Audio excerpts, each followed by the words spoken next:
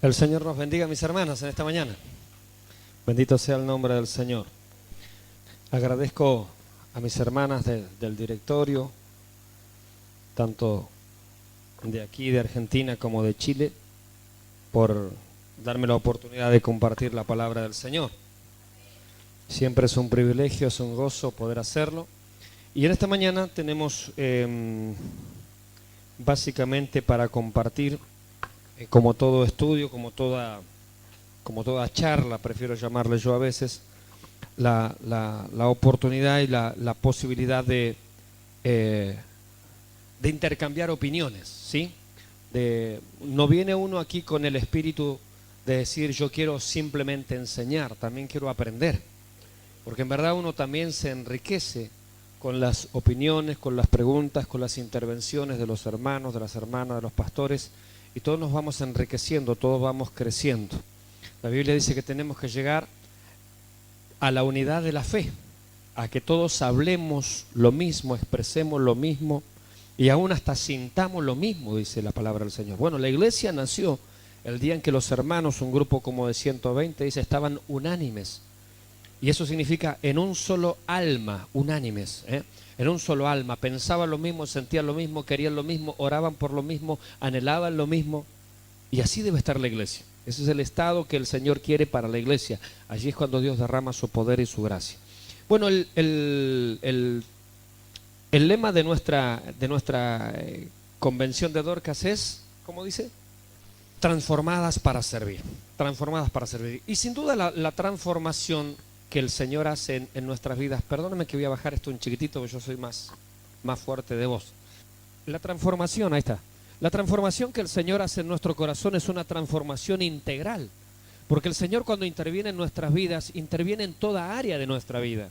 No interviene solamente en una parte. No es bueno, yo antes simplemente estaba perdido y la única transformación es que ahora soy salvo. No, el Señor interviene en cada una de las áreas de nuestra vida.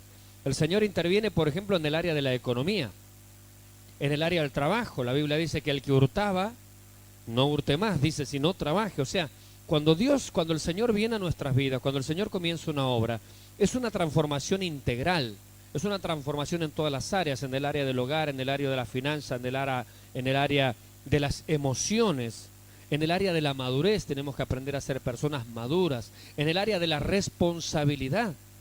Por eso el servicio justamente tiene una de los aspectos importantes, la responsabilidad. Uno puede servir pero ser un irresponsable, o sea, sirvo a veces y a veces no.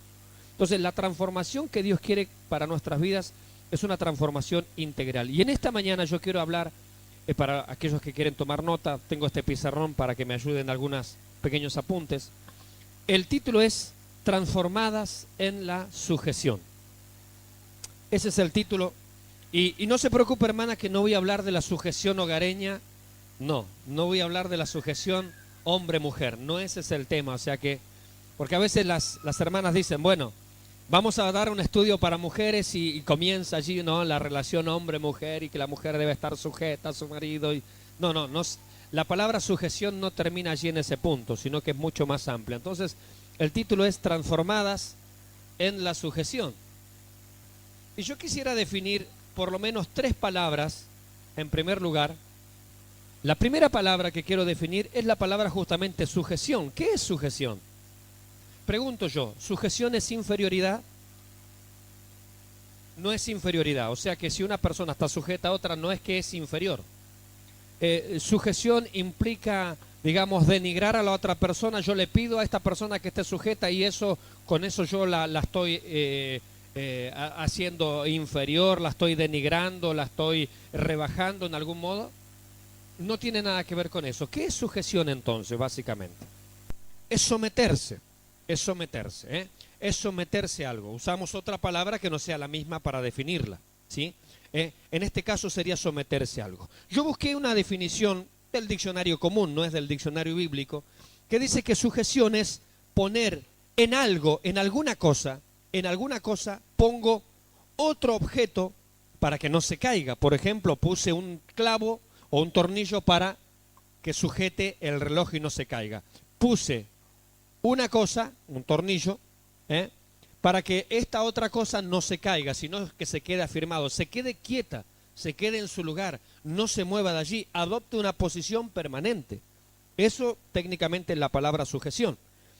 También dice, para que no se caiga, que no se mueva o no se desordene. Esta palabra me gustó porque está tomada del diccionario común. Entonces, sujeción tiene que ver con poner en alguna cosa, por ejemplo en este caso un clavo, un objeto, que sería el reloj, para que no se caiga, mueva o desordene. O sea, que se quede quietecito, que adopte una posición permanente. Eso es sujeción y eso no está malo, ¿verdad? Por ejemplo, nosotros vinimos a Cristo y nosotros tenemos que estar sujetos a Cristo. O sea, no nos tenemos que mover de Cristo, no nos tenemos que caer o salir de Cristo y no nos tenemos que desordenar en Cristo. Fíjense, es lo que significa la palabra sujeción. También la palabra sujeción significa unión con la que una cosa está sujeta. Una atadura, algo que los liga, algo que los une. Hay una palabra que a muchos no les gusta. Dicen, no, el evangelio no es religión. Yo discrepo con esa opinión porque la Biblia dice que justamente la religión pura y sin mácula, dice Santiago, es esta.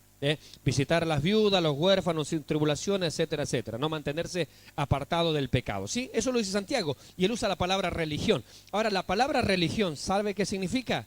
Significa religar, o sea, atar de nuevo. Yo estaba desatado, andaba desordenado, yo andaba por otros caminos, pero ahora en Cristo yo fui atado, enlazado, permítame esa palabra, y fui traído para sujetarme en Cristo. ¿Sí? ¿Cuántas personas aquí dicen, yo me sujeto a Dios? Amén, gloria a Dios. Pero usted sabe que es difícil evaluar cuánto usted o yo nos sujetamos a Dios. ¿Verdad que sí?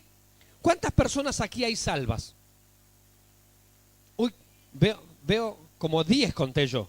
¿Cuántas personas hay aquí salvas? Ahora, yo no hay modo de que vea la salvación de ustedes a no ser que me den tiempo y vea sus hechos. ¿Verdad? Hay personas que vienen a la iglesia y dicen, no, yo recibí a Cristo y tal vez sí, tal vez no. O sea, yo no tengo manera, Dios sí lo sabe, porque la Biblia dice, conoce el Señor a los que son suyos. O sea, que Dios sabe clarito quién es de él y quién no es de él. ¿Verdad que sí? Ahora, yo, como persona, como pastor, como miembro de una iglesia, como simple hermano, no tengo manera de saber de la salvación de ustedes, a no ser que me den tiempo y yo vea sus hechos. Entonces ahí entra lo de, por sus frutos los conoceréis. Y en cuanto a la sujeción, una persona puede decir, yo estoy sujeta a Dios, mire, está bien, yo creo a sus palabras, o tal vez no crea, deme tiempo y yo lo voy a ver. Ahora, ¿cómo yo puedo ver la sujeción de alguien? Es justamente el orden que mantiene dentro, en este caso, del cuerpo de Cristo. No hay otra manera de verlo. Yo no puedo ver que alguien esté sujeto a Dios a no ser que me dé tiempo y yo lo vea en sus hechos, en su actitud, en su caminar y en su obrar. No hay manera, hay cosas que yo no puedo ver a no ser que usted me dé tiempo y yo la observe justamente por los frutos. Entonces, sujeción es poner en algo, en este caso un tornillo, un objeto, en este caso el reloj, para que no se caiga, mueva o desordene. Eso es sujeción. Ahora, hay otra palabra que quiero definir que es la palabra autoridad. Porque si hay sujeción tiene que haber una autoridad. O sea, esto es para que no se mueva o desordene. La segunda palabra es la palabra autoridad, porque si hay sujeción tiene que haber una autoridad. A ver, la sujeción tiene que ver con un estado de subordinación. ¿Cómo dijo la hermana por acá recién? Someterse es la palabra que usó. Está bien, está fantástica esa palabra. Entonces, esto tiene que ver con someterse, subordinarse. Si yo me someto, si yo me sujeto, si yo me subordino, tiene que haber alguien por sobre mí. No puedo yo ser mi propia autoridad. Todos tenemos que estar sujetos a alguien. Por eso en el Evangelio no deben haber llaneros solitarios, donde yo respondo a mí mismo. Yo escuché una vez en una predicación de una persona, realmente no sabía lo que decía, pero en esta predicación este fulano decía, yo no me sujeto a nadie, yo no me sujeto ni a la iglesia, yo me sujeto directamente a Dios. ¿Puede ser esto posible? Miren, ni aun Pablo, que es el más grande de los misioneros que ha existido, escritor de 13 cartas bíblicas, él fue ungido en la iglesia de Antioquía, según Hechos 13, ¿sí? Y una vez ungido, usted ve los mapas, por ejemplo, al final de la Biblia, y él daba toda una recorrida, ¿y a dónde volvía? Antioquía. O sea, él fue comisionado y enviado por la iglesia de Antioquía a hacer un viaje misionero, obviamente esto bajo la voluntad de Dios, pero él volvía y dice que daba cuentas a la iglesia de Jerusalén, llevó sus donativos, o sea, Nadie puede ser una persona que se sujeta directamente a Dios sin sujetarse a la iglesia. ¿Me está entendiendo el punto? O sea, todos decimos que estamos en sujeción.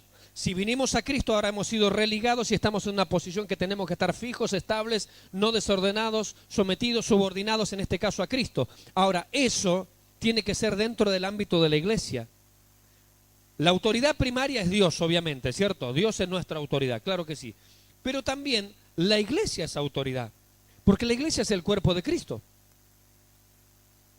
¿Verdad que sí? Hasta ahí vamos bien. La iglesia es el cuerpo de Cristo. Ahora, ¿qué es una autoridad? Bueno, la autoridad es una potestad, es una facultad. Potestad es una facultad, es un poder. La autoridad está dada por quien grita más fuerte. ¿Verdad que no? Por eso Satanás no necesita que le griten cuando se lo reprende. Él entiende autoridad.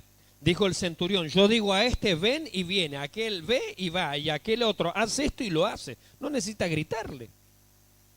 Porque la autoridad está dada por una potestad y esta potestad está respaldada. Si nosotros como creyentes vamos a tener autoridad, por ejemplo hablo a los líderes, en primer lugar nosotros tenemos que estar bajo sujeción. Líder desordenado no sirve para ordenar. En primer lugar nosotros tenemos que ser personas ordenadas, personas que están bajo autoridad para que los demás también vean nuestro ejemplo. ¿Cómo nos ha de respaldar el Señor a nosotros si no estamos bajo su autoridad? Si no estamos sujetos y hacemos lo que queremos. ¿Cómo Satanás nos va a obedecer? Dice la Biblia allí en el libro de los Hechos que vinieron unos judíos ambulantes exorcistas, ¿se acuerdan del pasaje? Y le dijeron a una persona que estaba endemoniada, le dicen, te reprendemos, te sujetamos, te echamos fuera, espíritu maligno, en el nombre de Jesús, el que predica Pablo. ¿Qué le contestó Satanás? ¿Quién se acuerda de ese pasaje? A Jesús conozco, yo sé quién es Jesús. Acuérdese que cuando Jesús vino allí, vino al endemoniado gadareno que nadie lo podía sostener ni con cadena y dice, has venido antes de tiempo para echarnos. O sea, viene Jesús, está la autoridad. Cuando está Jesús está la autoridad. Ahora estas personas quieren, por ejemplo, expulsar demonios en el nombre de Jesús. Dice, los echamos fuera en el nombre de Jesús, el que predica Pablo. ¿El demonio qué conoce? Sabe de autoridad. Y conoce si estas personas están bajo autoridad, o sea, están ligadas, sometidas, subordinadas, están unidas, están quietecitas, no desordenadas en el lugar que corresponde, o sea, en Cristo Jesús, dentro del cuerpo de Cristo. El demonio que sabe eso, Satanás que sabe eso, les dice, miren, vamos a ser clarito, a ver, vamos muchachos, vamos por parte. Primero, a Jesús conozco, sé quién es Él.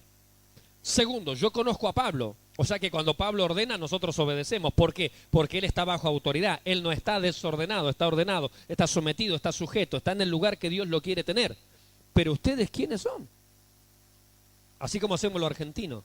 Dígale a la hermana que está al lado, ¿y vos quién sos? ¿Quién te conoce? Y como decía un pastor que predicó aquí en esta iglesia, dice, hay algunos que ni el diablo los conoce. Porque Satanás también sabe quién es de Dios y quién no es de Dios. Sabe quién está sujeto y sabe quién no está sujeto. Y en la iglesia muchas veces también pasa estas cosas, que nosotros como líderes, como pastores, como jefe de Dorca, como jefe de coro, porque esto es aplicable a todo, en cualquier área. Y aun cuando nosotros queremos orar o reprender enfermedades o problemas satánicos o lo que quiera, si nosotros en primer lugar no estamos como Pablo bajo la autoridad de Dios, no tenemos autoridad. Y hay gente que pierde la garganta echando fuera demonios y el demonio dice, a Jesús conozco, a Pablo también, pero vos, ¿quién diablo sos? Para venir a echarme a mí, primero aprende a sujetarte, porque si no estás bajo autoridad, no puedes echar a nadie. Mire, un policía corrupto, que lamentablemente en Argentina tenemos muchos, un policía corrupto, cuando está pidiendo un cohecho, una coima, como le llamamos aquí, si sus autoridades lo ven, obviamente le quitan el cargo. O sea, debería ser así. ¿Por qué? Porque no está sujeto, no está bajo la autoridad, no está él mismo cumpliendo y obedeciendo. Hermanos, nosotros como iglesia perdemos autoridad ante el diablo, ante el mundo, porque no aprendemos a estar sujetos, no aprendemos a estar subordinados. No hay respaldo de Dios sobre nuestras vidas cuando nosotros no andamos de la manera que Dios quiere para nosotros.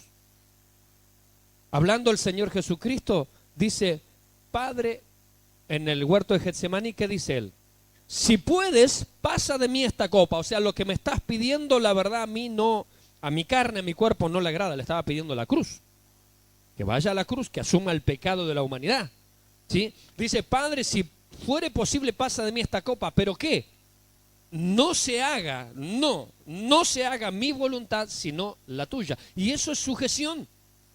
Y el Hijo de Dios, por estar sujeto al Padre, no es inferior al Padre. Entonces la sujeción no es algo que nos degrada, al contrario, es algo que nos enaltece. Porque cuando nosotros aprendemos a estar sujetos a Dios, a la iglesia, a nuestros pastores, a nuestro líder de coro, a nuestro líder de jóvenes, también gozamos del respaldo de Dios. Cuando nosotros podemos hablar con autoridad, con el respaldo que el Señor nos da. Ahora, si nosotros no aprendemos a sujetarnos, todo lo que nosotros digamos está fuera de contexto. ¿Por qué? Porque en primer lugar somos nosotros los primeros que tenemos que aprender a sujetarnos y a ser obedientes. Así que, mis hermanas, como verán, el tema no se trata de la sujeción hombre-mujer, se trata de la sujeción de nosotros con Dios y esa relación en el medio, la iglesia, nuestros líderes, nuestros pastores, las personas que hoy circunstancialmente Dios ha puesto. Mire, Dios ha puesto personas sobre nosotros, pero son personas circunstanciales, no somos eternos. Es más, después lo vamos a ver, no me quiero adelantar, pero también Dios puede cambiar autoridades. No le cuesta nada al Señor, no hay ningún problema para Él. Lo vamos a ver en el caso de Saúl, ¿sí? Bien, y la tercera palabra que quiero definir es la palabra rebelión. ¿Qué es una rebelión? Pero rebelión, mis hermanos, tiene que ver con: yo tengo el conocimiento de lo que debo hacer, sin embargo, no lo quiero hacer. Entonces la rebelión es un pecado, como dirían en Chile, adrede. Usan esa palabra, ¿cierto? Adrede, o sea, a propósito. La rebelión es una desobediencia a propósito. Yo, mire, puede ser que este micrófono se me caiga en las manos. Usted diría, ¿qué le hizo el pastor? Sí, tiene razón, se le cayó el micrófono, fucha. Pero mire, se me resbaló porque tengo la mano transpirada, que yo me cayó. Ahora es distinto que yo haga esto. Yo sé que esto no se debe caer al piso, pero una cosa es que se me caiga, por menso que soy nada más, por distraído que soy, y otra cosa es que yo lo tire a propósito, ¿cierto?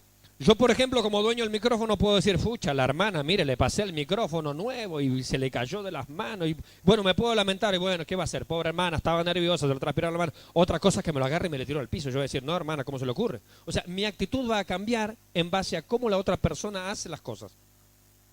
Y esto en cuanto a Dios también es distinto. No es lo mismo, y en la Biblia está establecido que no es lo mismo un pecado que se comete por error, por ignorancia, que un pecado que se comete a propósito. No es lo mismo. ¿Me quiere acompañar en un texto? Bueno, vamos a ver, por ejemplo, comenzamos a compartir en un texto, Hebreos 10, versículo 26. Entonces voy a poner una definición de rebelión. Es sublevarse, levantarse, faltar a la obediencia debida, es oponer resistencia, es ser indócil, es no acudir al llamamiento formal que se le hace. Pero básicamente rebelión es pecado a propósito, desobediencia obstinada. Entonces no es lo mismo, la rebelión tiene un grado mayor, implica más cosas. No es solamente alguien se equivocó, no, se equivocó a propósito con el objetivo de hacer daño, con el objetivo de decir, yo no me voy a doblegar. ¿Cuál es la palabra que Dios muchas veces en el Antiguo Testamento le dice a su pueblo? Vosotros sois pueblo de dura. ¿Y qué es eso? ¿Qué significa eso? ¿Cuál es la cerviz?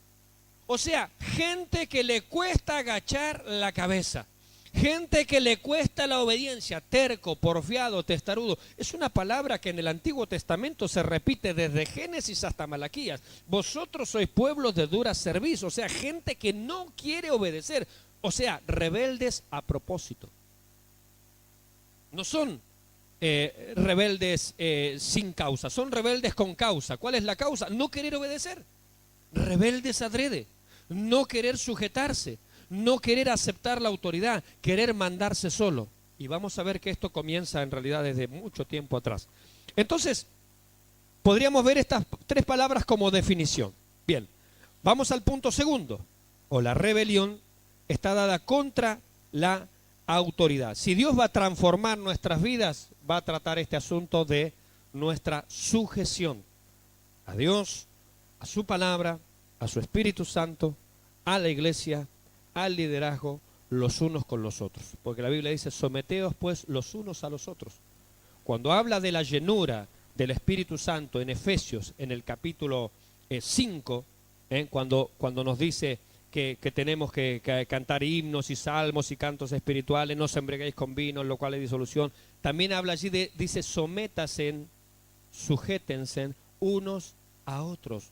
O sea, no seamos, no quiero decir no sean, porque la palabra también es para mí, no seamos gente que le cuesta agachar la cabeza, gente terca, testaruda, que no quiere obedecer, sino que nos sujetamos. La sujeción no me hace inferior a mi hermano, la sujeción no me hace inferior a mi líder, la sujeción no me hace inferior a mi pastor, la sujeción no me hace inferior, al contrario, me da autoridad, porque Dios quiere que yo esté sujeto. La Biblia dice que aún hasta Cristo se sujetó. Pablo lo plantea así. Primero Dios, después dice que Dios es la cabeza de Cristo. ¿Sí o no? ¿Vieron que siempre se habla? A ver, denme la razón de hermanas en esto. A ver, tírenme un salvavidas. ¿Vieron que siempre se dice que el hombre es cabeza de la mujer? ¿Sí o no? ¿Han escuchado predicaciones de esa clase? Pero ¿por qué dicen amén tantas? Dicen que, la Biblia lo dice, que el hombre es cabeza de la mujer, ¿verdad? Ahora, ¿la Biblia dice quién es la cabeza del hombre? La Biblia lo dice. O sea que cuando yo predico acerca de la cabeza, tengo que predicar no solo que el hombre es cabeza de la mujer, también tengo que predicarle a los hombres que Cristo es la cabeza del hombre. Así que hombre, tú y yo aprendamos a sujetarnos a Cristo. Porque si no nos sujetamos nosotros a Cristo, ¿con qué derecho y con qué razón le vamos a pedir a los demás que estén sujetos a nosotros? ¿Cuántas hermanas dicen amén? Ah, les gustó esa parte, no quieren que vaya por ahí. No, voy a ir para otro lado yo. De porfiado que soy nomás. Entonces, el hombre es cabeza de la mujer, esto lo plantea la Escritura, el hombre es cabeza de la mujer, pero dice que la cabeza del hombre es Cristo, o sea que cada hombre debe sujetarse a Cristo, a su palabra. Algunos, como yo decía recién, yo puedo decir, no, yo sí estoy sujeto a Cristo, mire, deme tiempo, eso es lo que dice usted, en sus hechos lo vamos a ver. A mí me tiene que dar tiempo para ver si la cosa es así o no.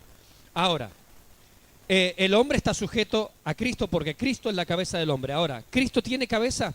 ¿Quién es la cabeza de Cristo? La Biblia ahí mismo dice en ese pasaje, dice que Dios es la cabeza de Cristo. Fíjese que aún Cristo se sujeta y eso lo hace inferior, eso lo degrada, eso lo humilla, es para que el Padre lo pisotee. No, al contrario, es que de allí viene su autoridad. Porque Cristo, el Hijo de Dios, está sujeto al Padre, tiene todo el respaldo del Padre. Le dice a Pedro, mira, guarda tu espada, porque si yo quiero, le pido a mi Padre, porque estoy en sujeción, estoy en obediencia, Él me manda 12 legiones de ángeles. ¿Cuál es el problema? No necesito tu espada. ¿Me explico? O sea, uno va a tener autoridad en tanto y en cuanto está sujeto a la autoridad.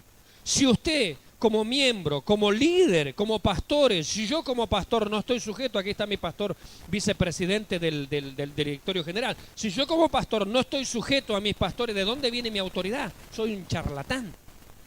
Entonces, si yo no estoy sujeto, no tengo autoridad. Hermanos, la autoridad es delegada, la autoridad suprema es Dios. Pero en tanto y en cuanto yo aprenda a sujetarme, a respetar, porque eso no me degrada, no me hace inferior, al contrario, me beneficia, de allí viene la fuente de mi autoridad. Entonces, Cristo, el Hijo de Dios, está sujeto al Padre, puede pedir 12 legiones de ángeles, se para ante la tumba, Padre, gracias te doy porque siempre me oye. ¿De dónde sale esa confianza? Ah, es que Jesús es Dios. No, pero la Biblia dice que Él se sujetó, no estimó el ser igual a Dios como cosa que aferrarse, sino que se humilló a sí mismo. Entonces Él no está diciendo, porque yo soy Dios, yo voy a resucitar a Lázaro. No, Él está diciendo, Padre, autoridad, Él es mi cabeza, me remito a Él. Padre, gracias te doy porque siempre me oyes. Ahora, ¿qué dijo el Padre acerca del Hijo? Este es mi Hijo amado, en Él tengo complacencia. ¿Por qué el Padre se complace en el Hijo? Porque el Hijo le obedece. ¿Quiere usted, quiero yo que Dios se complazca en mí? Pues tenemos que obedecer. No hay autoridad si no hay obediencia. El Hijo se sujeta al Padre, por eso de allí viene su autoridad. Y cada uno de nosotros tenemos que sujetarnos a esa autoridad. Ahora, la sujeción o la rebelión en este caso está dada contra la autoridad. Este sería el punto 1, este es el punto 2. La rebelión es contra la autoridad. Y dijimos que rebelión es un pecado adrede. No quiero, lo entiendo, lo sé, lo conozco, pero no quiero. Simplemente no quiero, es contra la autoridad. Hebreos 10:26, alguien que me lo lea, por favor. Amén, hasta ahí, hermana, muchas gracias. Pero comienza el pasaje diciendo, porque si pecaremos, ¿cómo? Me equivoqué. Fue sin querer queriendo, dijo alguien. ¿Qué dice aquí?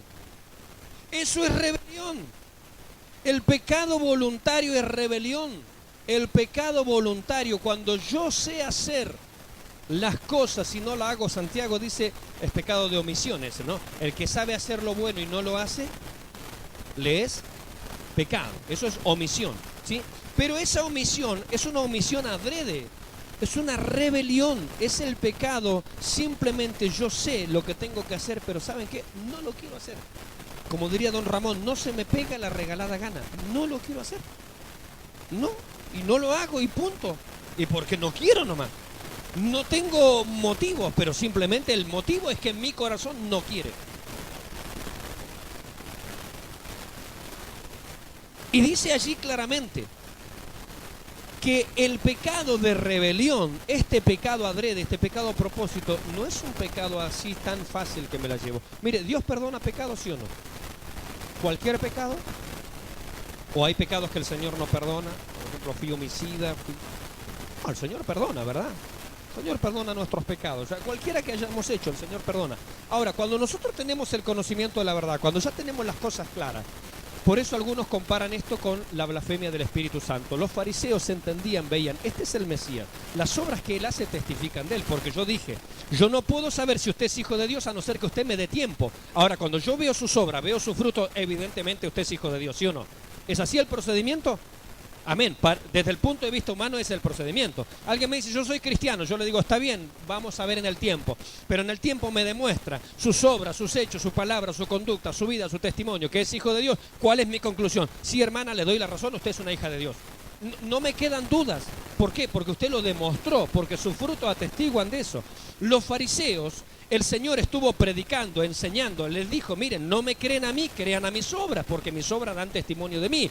Hizo milagros, sanó a enfermos, a paralíticos, dio la vista al ciego de nacimiento, y ellos dijeron, nunca se ha oído en la historia de Israel que alguien abriera los ojos a un ciego de nacimiento. Esto es inaudito, o sea, las obras que este hombre hace inequívocamente lo señalan a él como el Hijo de Dios, como el Mesías, porque lo que él está haciendo es lo que está descrito que el Mesías haría. O sea, ellos tienen el pleno conocimiento, la plena capacidad de entender y de ver en los hechos, en las palabras, en la conducta de Jesús, de que Él es el Hijo de Dios, de que Él es el Mesías. Sin embargo, ellos dicen, no vamos a creer igual. ¿Qué es eso? Eso es rebelión. Eso es rebelión, justamente. Y aquí dice que si pecáremos voluntariamente, yo me niego a obedecer, al Señor, me niego a obedecer mis autoridades, me niego a obedecer la palabra del Señor, simplemente porque quiero, simplemente porque a mí no me agrada. Mire, el pastor Lillo fue a mi casa y me criticó el botiquín, y dice, pastor, está muy alto. No le gusta mi botiquín, ya está, listo, y no le gusta nada más, ahí está, listo. El pecado de rebelión es adrede, mis hermanos, es a propósito.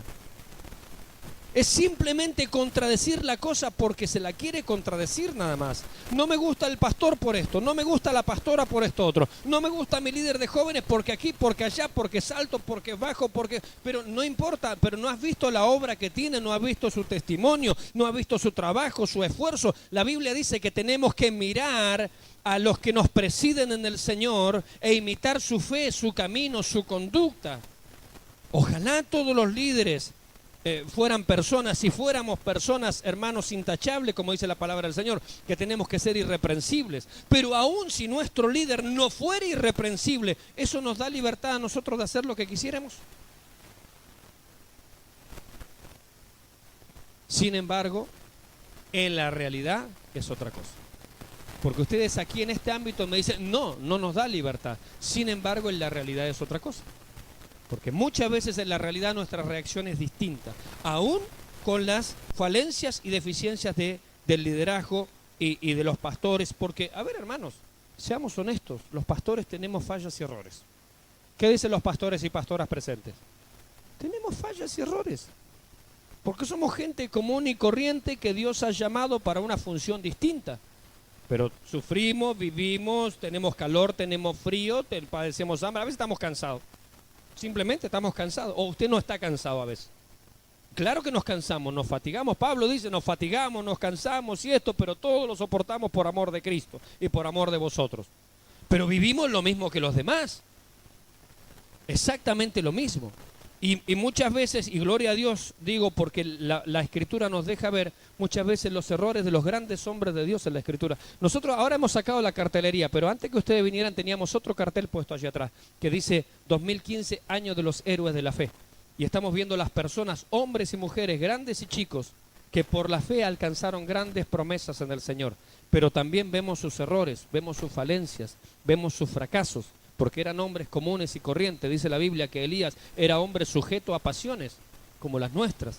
Sin embargo, aunque era hombre sujeto a pasiones, y un día dijo, basta ya de este ministerio, me tiene harto, Señor, quítame la vida porque yo no soy mejor que nadie. Cuando estaba en el fondo de la cueva, el hombre que oraba y el cielo se cerraba, el hombre que oraba y el cielo se abría, el hombre que desafió a toda la nación.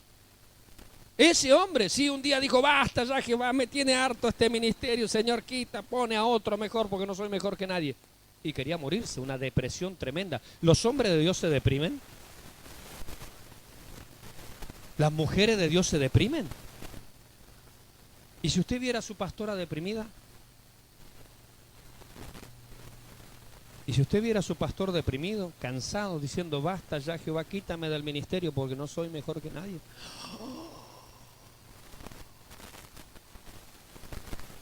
Y si usted lo tuviera a Elías, diría, no, qué lindo tener un pastor como Elías, gloria a Dios. Pero un día Elías también estaba en la cueva.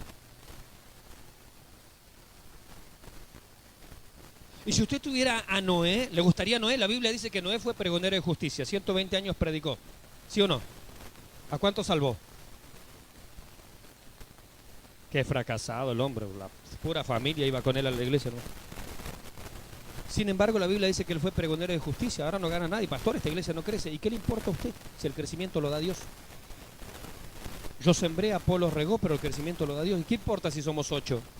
Pero hace 20 años que somos 8. ¿Y cuál es el problema? ¿No dice eso en la Escritura? No, cambien al pastor porque esta iglesia no crece y debe ser por el pastor. ¿Y si usted lo tuviera Noé de pastor? ¿Le gustaría?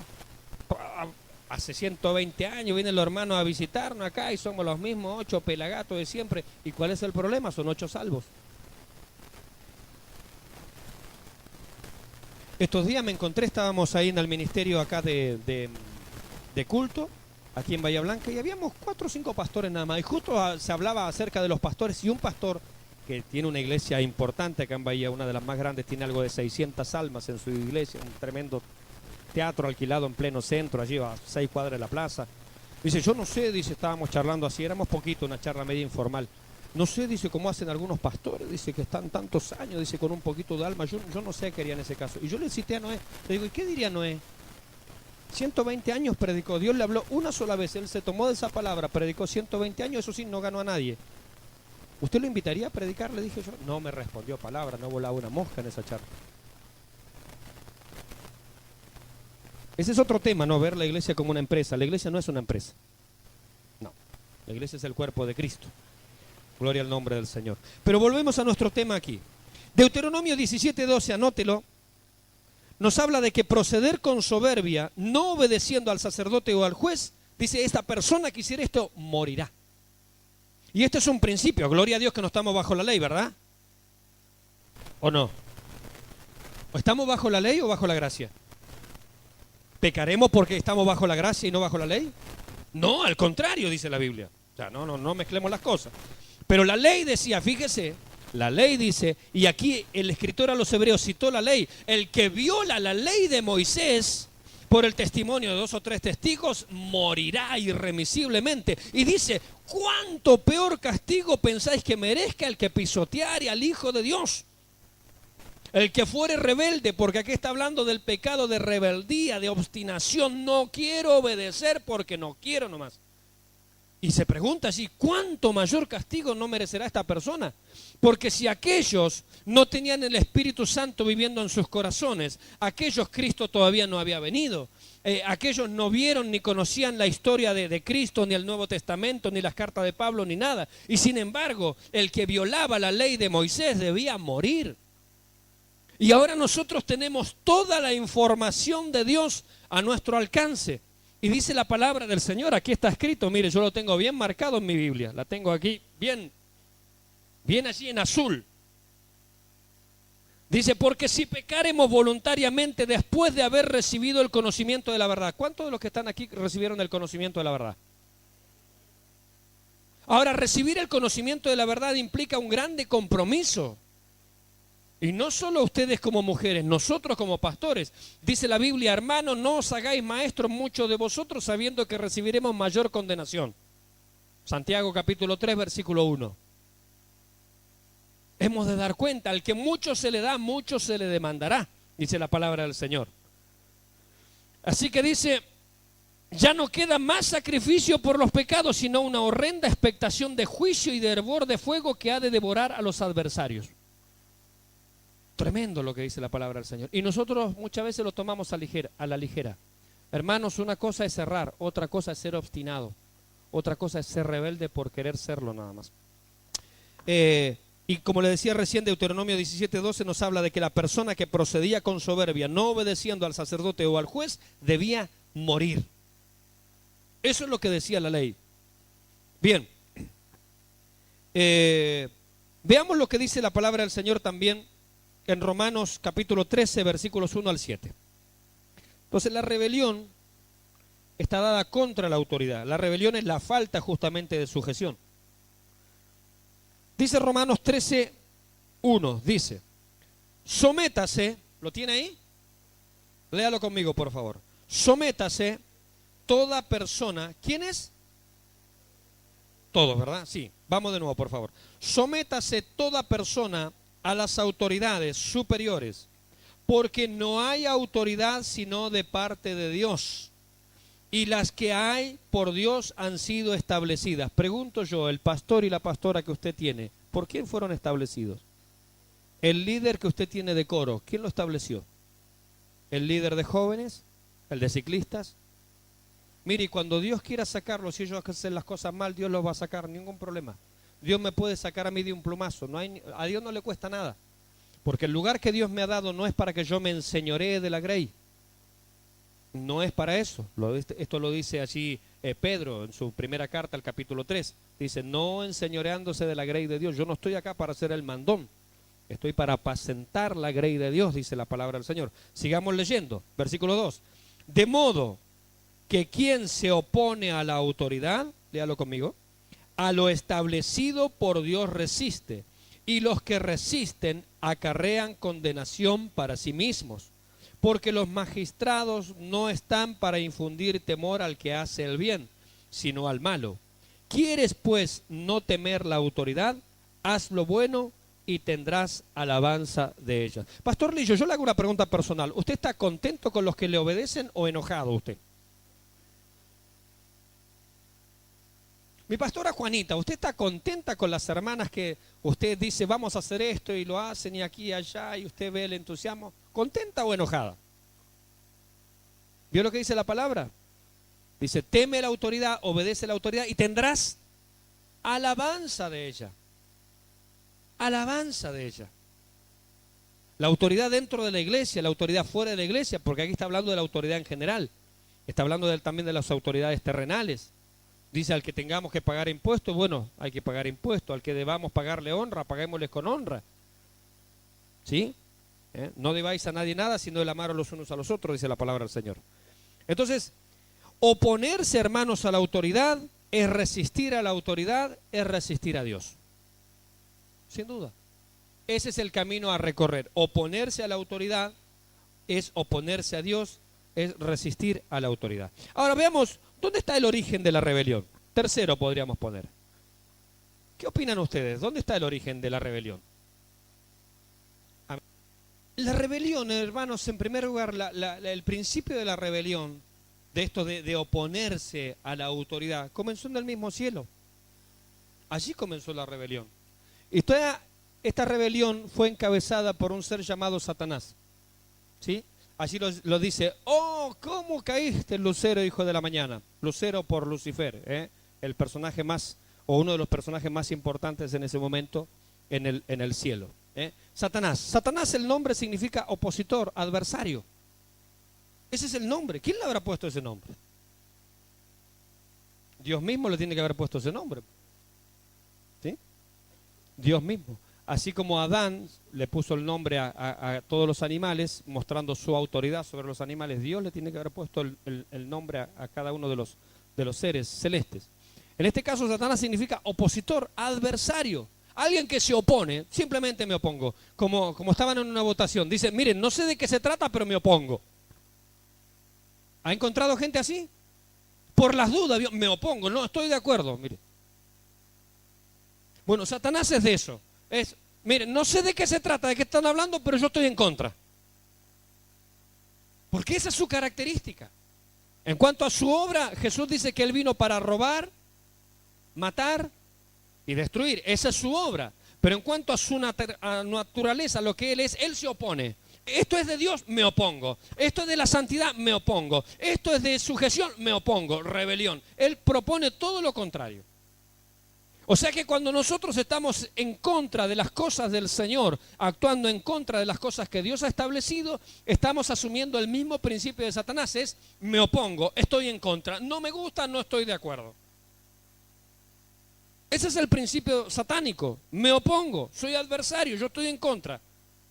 Y dijo el Señor, el que no está conmigo, ¿qué hace? Desparrama. ¿Sí? El que no está conmigo está en contra de mí. Y el que no junta conmigo, ahí está, desparrama. O sea, es opositor. Es del diablo. Es adversario. Y ahora, una palabra que es similar, la puse acá así como entre paréntesis, diablo. La palabra diablo significa calumniador. También su obra. ¿Qué es lo que hace el diablo? Hablar mal. Me opongo. Y como me opongo, ¿qué hago? ¿Ha escuchado usted gente que se opone y habla bien? Este es el principio del diablo. Me opongo y hablo mal. Esto es lo más común, mis hermanos, que lamentablemente a veces pasa en las iglesias. Gente que se opone y que habla mal. ¿Ha conocido a alguien así? No lo nombre. Un pastor predicando acerca del diablo y de su tarea, esta tarea de calumniador, dice la Biblia que él día y noche acusa a sus escogidos delante del trono de Dios, pero en Apocalipsis dice que será echado, porque también allí en los cielos hay uno que intercede todos los días por nosotros, gloria al nombre del Señor, y aquí en la tierra hay uno que intercede por nosotros con gemidos indecibles, dice la palabra. Tenemos quien nos defienda en la tierra, tenemos quien nos defienda en el cielo. Y también tenemos quien está de él acusarnos y de él oponerse a la obra de Dios. La hermana se quiere levantar a orar y el diablo se le opone y viene la otra hermana, no, pero ¿qué vas a ir a la iglesia? Ahí estás. La que siembra el desánimo, la calumnia, la difamación. Y decía un predicador, ¿no? Como él tiene esta tarea de calumniar, de difamar, de ensuciar, dejémosle ese trabajo para él, no lo hagamos nosotros. Yo he predicado acá muchas veces, no hagamos el trabajo del diablo, dejemos que el que hable mal sea él, porque esa es la tarea de él. Algunas personas dicen, no, pastor, es que el diablo me tentó, y si esa es la tarea de él, ¿qué quiere que haga? Que lo bendiga. ¿Qué quiere que haga? Que lo acompañe a la iglesia, que le sirva tecito para que llegue temprano usted. No, la tarea de él es oponerse, la tarea de él es calumniar, es ensuciar. Entonces usted no se oponga y no calumnie. Porque el que se opone y el que se calumnia muestra justamente la naturaleza y las obras de Satanás. Oponerse y ensuciar. Oh, que el diablo me puso una trampa. ¿Y qué quiere que haga? Si él anda como león rugiente buscando a quien devorar. ¿Quién es el que andaba así? Se reían en Roca porque en una predicación yo dije, cocodrilo que se duerme es cartera. Cocodrilo que se duerme es cartera. Mire qué lindas botas que tengo. Me la hice de cocodrilo que estaba durmiendo, dice el diablo. Pero es que esa es la tarea de él. ¿De qué nos vamos a alarmar? No, que el diablo me salió en el camino y me puso oposición. Y sí, la tarea de él, déjelo, que hágalo. Ahora la Biblia dice que más son los que están con nosotros que los que están en contra. Ahora, si nosotros nos ponemos a hacer el trabajo de él, ahí estamos mal nosotros. Oponernos y calumniar. Y este es un problema, hermanos, que está pasando hoy en día en la mayoría de las iglesias. Gente que se opone y que calumnia. Pablo, hablándole a Timoteo, dice que en los postreros tiempos vendrá gente dentro de las iglesias, porque no está hablando del mundo. En el mundo siempre ha habido gente amadora de sí mismo. ¿Usted ha conocido gente amadora de sí mismo en el mundo? ¿Sí o no? Está lleno, todos son amadores de sí mismos. Pero dice que en los postreros tiempos, hablando dentro de la iglesia, porque le escribe a Timoteo, que era un pastor joven allí en la iglesia de Éfeso, él le dice, en los postreros tiempos vendrá gente amadora de sí mismo, soberbios, sin afecto natural, implacables, sin misericordia, calumniadores, intemperantes. Dentro de la iglesia está hablando. Hermanos, nunca idealicemos la iglesia nunca ha sido ideal. Yo me opongo, en este caso me opongo, cuando se pretende dejar a la iglesia primitiva, la iglesia que nació allí en el día del Pentecostés, como la iglesia ideal. La iglesia nunca fue ideal. ¿Sabe por qué? Porque la iglesia nace en Hechos 2, pero en Hechos 3, en Hechos 5, usted ya encuentra un matrimonio mentiroso dentro de la iglesia y metiendo la mano en la lata, en los dineros. ¿Sí o no? Y no era la iglesia primitiva esa. Y decimos, queremos ser, Señor, como la iglesia primitiva. No, seamos lo que tengamos que hacer en la voluntad de Dios. Porque la iglesia primitiva tenía sus grandes cosas, pero también tenía sus defectos y están escritos. En la iglesia primitiva había matrimonios mentirosos que metían la mano en la lata. O sea que se quedaban con los dineros del Señor. Estaba la iglesia. En el mismo capítulo, antes de entrar al capítulo 6, nos habla de que comenzó la murmuración. No, porque atienden mejor a la viuda nuestra, que a la viuda de nosotros la dejan mal y aquí que allá. Y dice Pedro, paren un momentito, no podemos nosotros servir a las mesas. Elijan 7 personas que sirvan a las mesas, nosotros seguiremos predicando y orando. Y ahí surgen los primeros diáconos de la iglesia. Los diáconos surgieron a causa de la murmuración del pueblo. ¿De la iglesia primitiva, pastor? Sí, de la iglesia primitiva. Y Pablo le escribe a los corintios, ¿era iglesia primitiva, sí o no? Pues claro, y lo primero que le dice, hermano, ustedes son carnales. Así empezó la carta. ¿Por qué? Porque tienen celo, ira, contienda entre ustedes. Uno dice, yo soy de Pablo. No, a mí me gusta el pastor Lillo. No, a mí me gusta como predica el pastor Mauricio. No, a mí el pastor Armando es mejor. Ya, carnales. Carnales, dice la Biblia, porque quien hace divisiones dentro del liderazgo son carnales, dice la palabra del Señor. No, a mí me gusta el hermano Dago. No, a mí me gusta el joven que le dirigí antes. Carnales. Y Pablo le escribe clarito, esa era la iglesia primitiva. ¿Queremos ser como la iglesia primitiva? En algunos aspectos a lo sumo.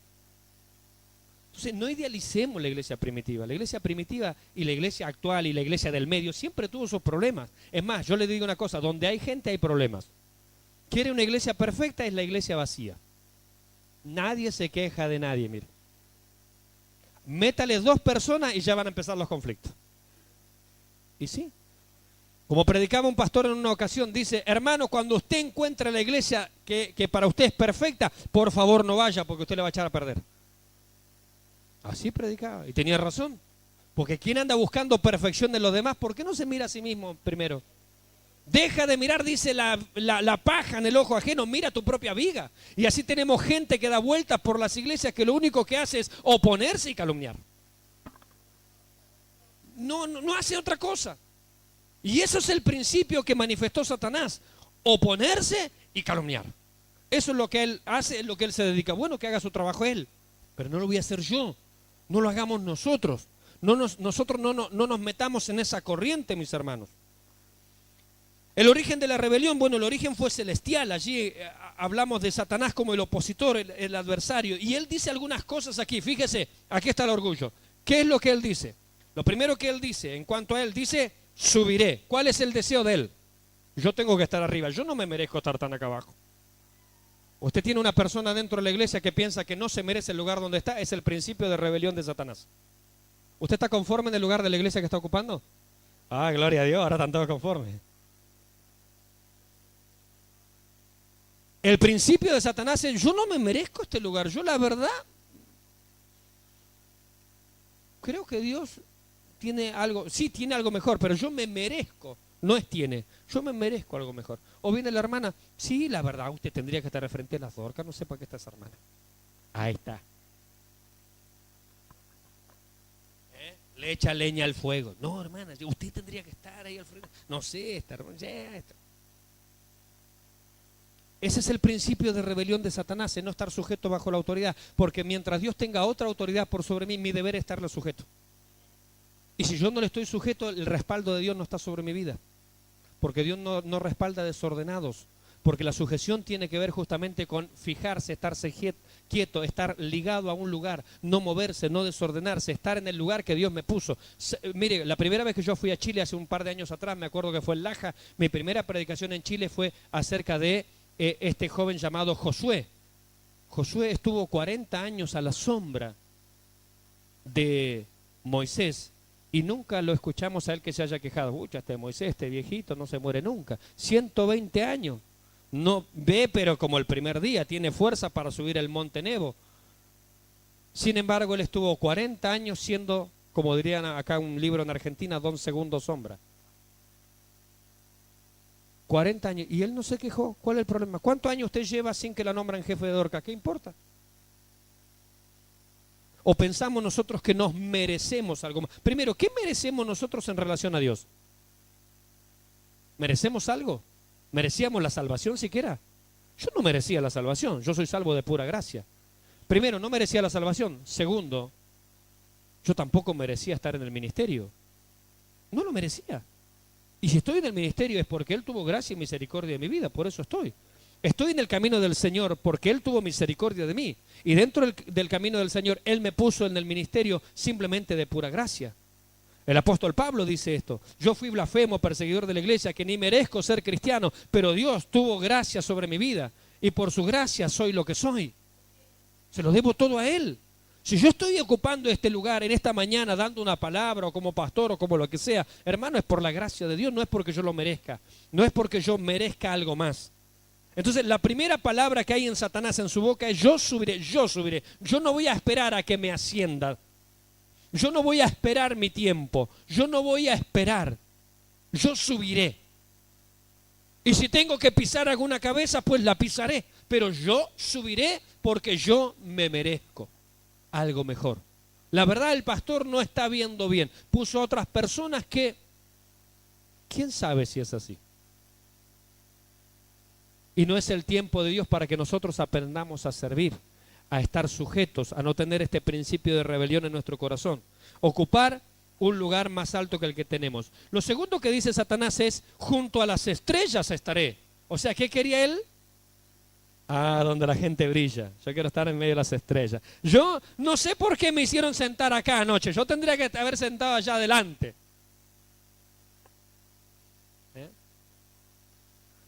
La Biblia, cuando habla así de esta manera metafórica, se está refiriendo en este caso a los ángeles, porque dice que Satanás, que el dragón en Apocalipsis dice con su cola arrastró la tercera parte de las estrellas del cielo, hablando de los ángeles, ¿se acuerda? Es una forma metafórica de referirse a los ángeles.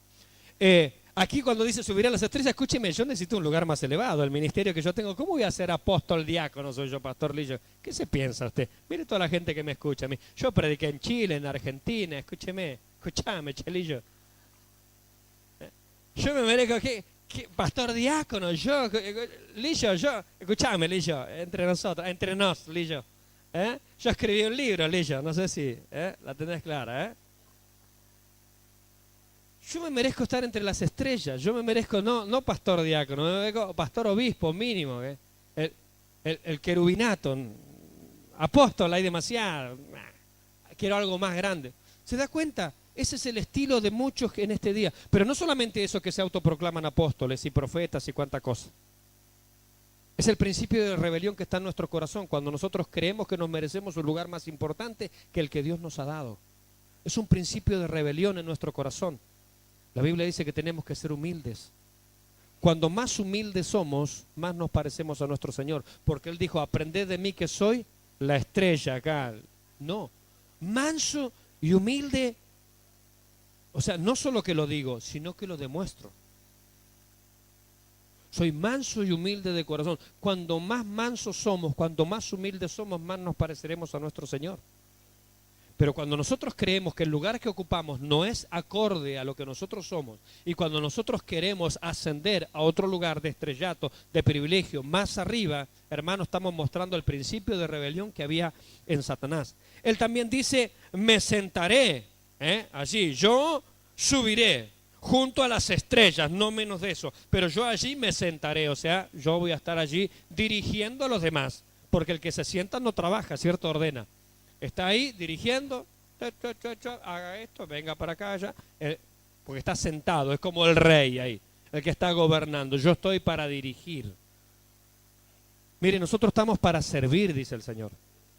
Por eso es transformadas para servir. No somos transformados nosotros, hermanos, simplemente para ocupar un lugar. Muchos a veces predican, y es cierto que Dios puede hacer de ti, no sé, una reina Esther. Está bien, Dios puede hacer, pero reina Esther había una. Las demás ocuparon su lugar en el lugar que Dios le dio. Moisés había uno, no habían 20 Moisés al lado de Moisés. Cada uno ocupó el lugar que Dios le daba. Y punto. Y cada uno de nosotros tenemos que simplemente hacer la voluntad de Dios en el lugar que Dios quiere para nosotros. Y se terminó la cuestión.